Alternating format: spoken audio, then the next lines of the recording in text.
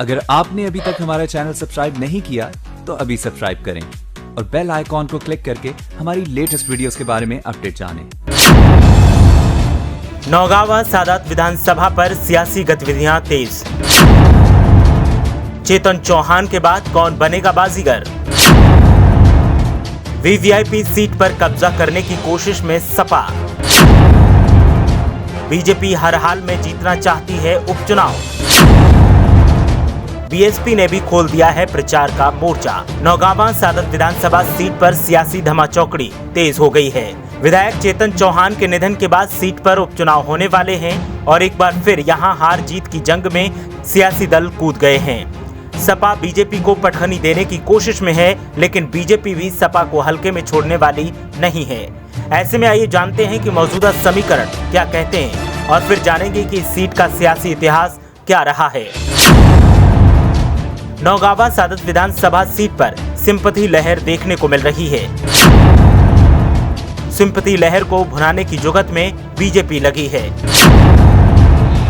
सपा भी बीजेपी को टक्कर देने की कोशिश कर रही है। सपा और बीजेपी के बीच छिड़ी सियासी जंग में अन्य दल बाहर हैं।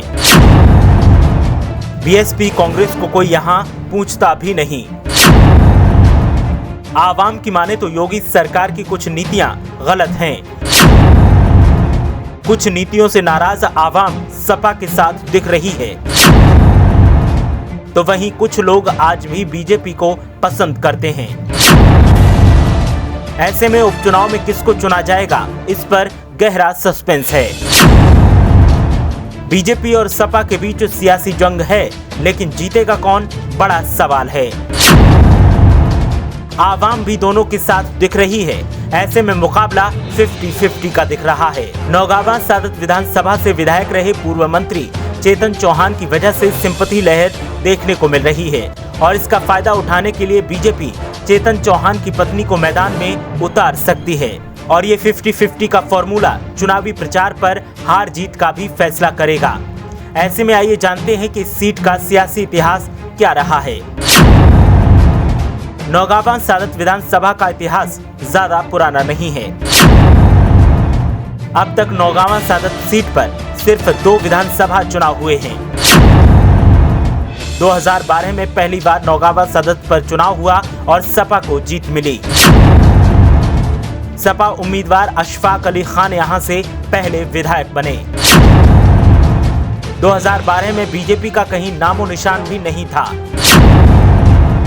2012 में सपा को बीएसपी ने कड़ी टक्कर दी थी और दूसरे नंबर पर थी। तीसरे नंबर पर 2012 में आरएलडी के उम्मीदवार अंशु नागपाल थे। 2017 के चुनाव में बीजेपी ने दमदार मौजूदगी दर्ज करवाई। 2017 में सबसे कमजोर बीजेपी सबसे मजबूत पार्टी बनी। बीजेपी के टिकट पर चेतन चौहान 2017 में विधायक बने।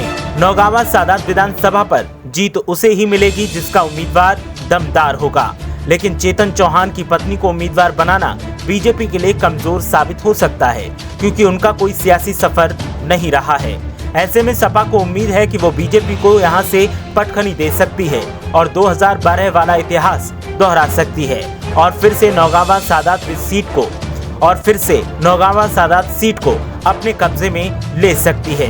देखना यह है कि चुनावी नतीजे क्या आएंगे और कौन यहां से जीत का सेहरा पहनेगा।